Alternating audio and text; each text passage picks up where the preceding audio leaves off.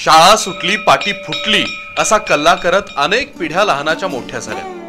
आठवना ते दिवस।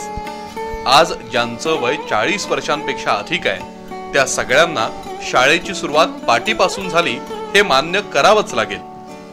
पण गेल्या काही वर्षात ही पाटीच गायब झाली आहे। असं काय झालं की ज्यामुळे ही पाटी लहान मुलांच्या हातून हिरावून घेतली?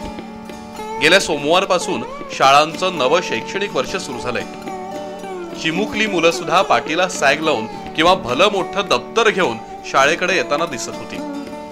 पूर्वीचं खाकी दप्तर आता दुर्मिळ झालं आहेच, पण त्याही पेक्षा शाळेत आवश्यक असणारी पाटी नामशेष झालीय। शाळेला जायचं म्हटलं की नवा ड्रेस, नवे बूट, टाय, वह्या, कंपास, पेटी, पुस्तकं असं समीकरण झालंय।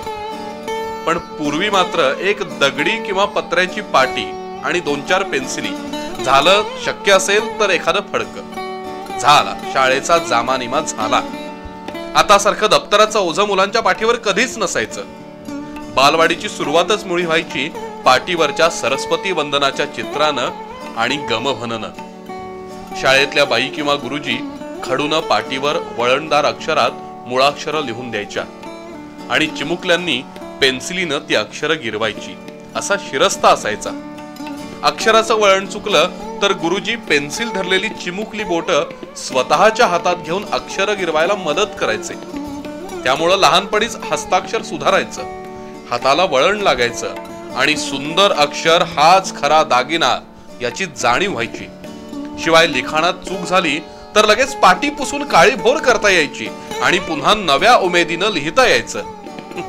पण आता हे सगळं कुठं आहे? पाटी नाही, त्यामुळं पेन्सिल नाही, अंक अक्षर गिरवण्याचा संबंधच नाही आणि हस्ताक्षराची शास्त्रशुद्ध जाणीवच नाही। काळ्या दगडाची किंवा काळा रंग लावलेल्या पत्र्याची पाटी आता शोधावी लागतीये। कालांतरानं स्लेटच्या किंवा फायबरच्या सुद्धा पाट्या बाजारात आल्या, पण त्याही कालबाह्य झाल्या, कारण आता स्टेटस सिम्बॉल महत्वाचा बनलाय। मुलं बालवाडीऐवजी प्ले स्कूलमध्ये, नर्सरीमध्ये जाऊ लागली आहेत। पाटी हे मागासलेपणाचं लक्षण वाटू लागलं आणि मग शाळेच्या पहिल्या दिवसापासून ड्रॉइंगसाठी कोऱ्या कागदाची, दुरेघी, चौकड्यांची अशा वेगवेगळ्या प्रकारच्या वह्या दप्तरात येऊन बसल्या। खाकी दप्तर गांधळ वाटू लागलं आणि पाठीवर सॅग आली। शाळेच्या भावविश्वात नेणारी पाटी काळाच्या ओघात गडप झाली।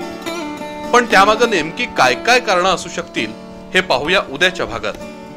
पण आज तरी आमचा प्रयत्न होता तुम्हाला नॉस्टॅल्जिक बनवण्याचा, शाळेचे जुने दिवस आठवायला लावण्याचा आणि कधी काळी प्रेमानं जपलेल्या, सांभाळलेल्या पाटीबद्दल विचार करायला लावण्याचा।